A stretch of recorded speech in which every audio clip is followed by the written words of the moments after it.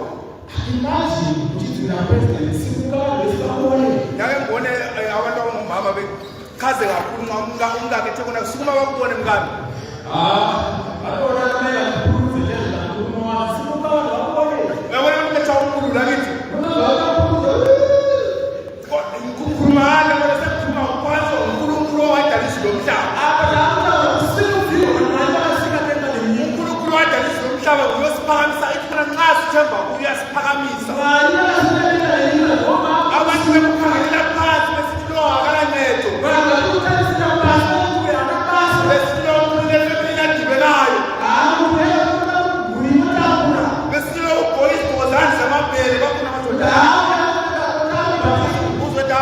igozani zamabhela kithi kathona iggoza amabhela angithi babe kuthengelela phansi angithi bathi bathina bazalile kodwa khumbula wena ukhona uJehova uzokuphakamisa Jehova uphakamisa ngendlela esikhathi esifanele xa uthemba ngale kusele ihloko zenkosi asikhumbuleni ukubana isithelo sokuthemba siqakathekile empilweni zethu. Xa ungenaso isithelo sokuthemba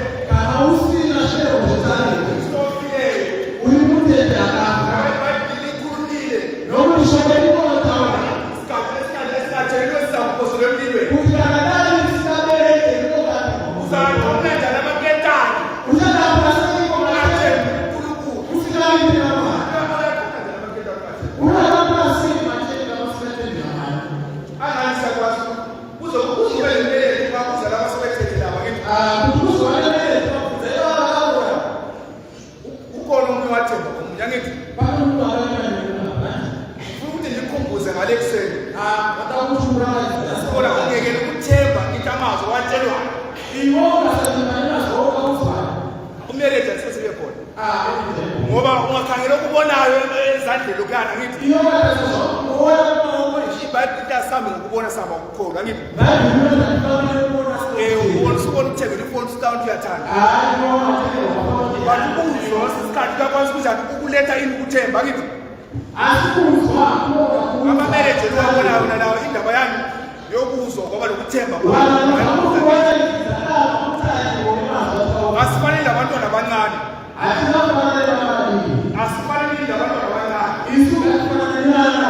abantwana abancane nyakezo uthi ungazi umtshela utabula mkhuphe ekhaya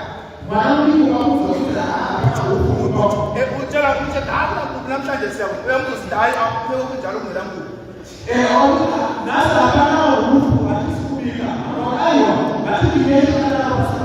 uyathemba ukuthi umzali wakho uzanjani uzakupha ayidukunda kithi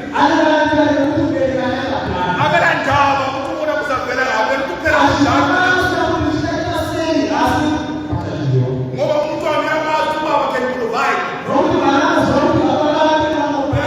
umzali can provide so ngale kuseni ngathi kasithembele uNkulunkulu can provide angazi kona uyathemba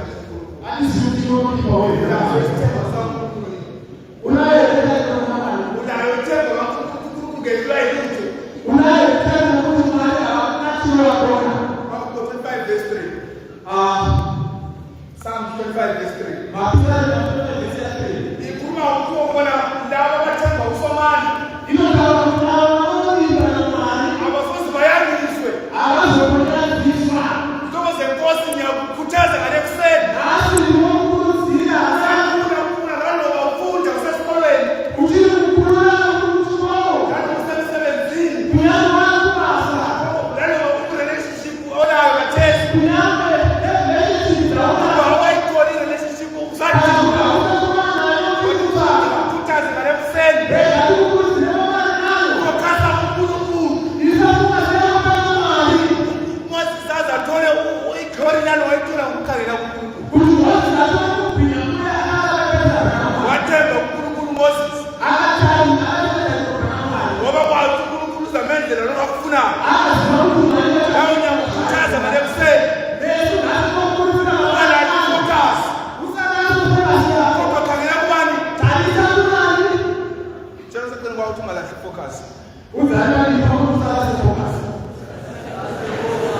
Abanye kuna abala focus.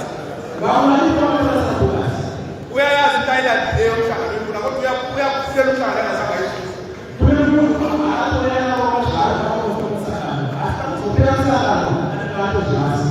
Ngasukubonile kutshela ukuthi ngikubone kukhangele sikubona isisi. Kana wabona ngithatha samaziso nabo ukufocus yakho kumentombo sibonile yithi. Thina bafuna abantu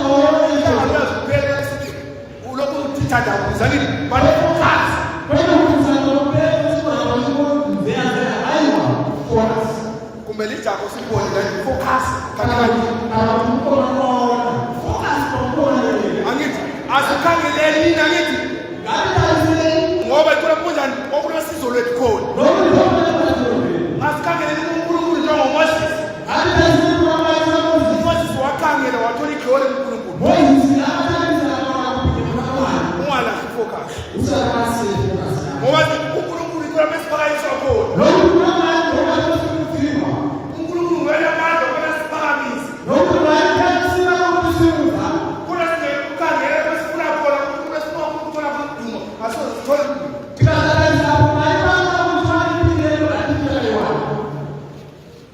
character yakho iyatshengisa kodwa kulethemba ulobudlelwane uyasifuna isibusiso sikaNkulunkulu Sitoko senkosi umhlangano ungapheli lokhu botshiwe lokhu botshiwe udlula ngamadimoni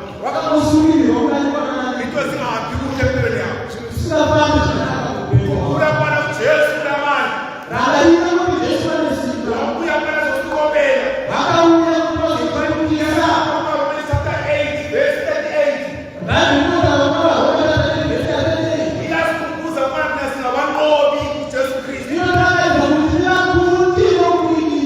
kanti ufela njani angithi isiphi sezanjani sesaqoba saqhamuka kudala but lokho akuwatshi utshela ukuthi free but lokho ukuthi wangiphilo incwadi ukubona uKristu sesanjani sesakhululwa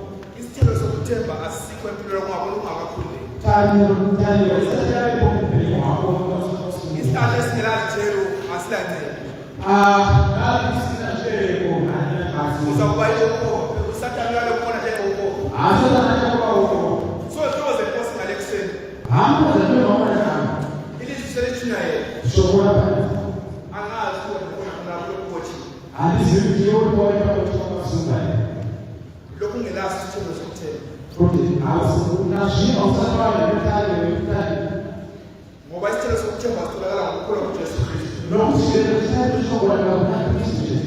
isithelo sokuthemba siyancedisa empilweni yethu ukubana sibe nesibindi sokufika phambi kaNkulunkulu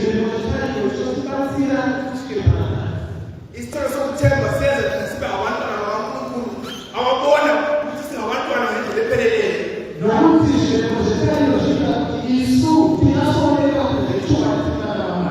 izibusiso uyazibona empilweni yakho umuntu akaNkulunkulu kumina lokungangenayo ebandlela angaze ngikuba ngoba empilweni yakho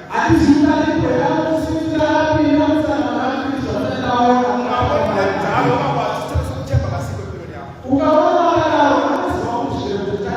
ngendlela abantu abanjalo abantu abahlala be-backslide ngoba kawuboni ukuba ngokaNkulunkulu empilweni yakho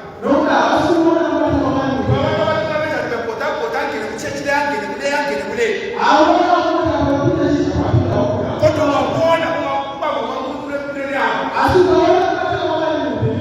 uyayitshela ukufuna uzahamba utshela abantu ngamatestimony uNkulunkulu njani kulungile uNkulunkulu lothando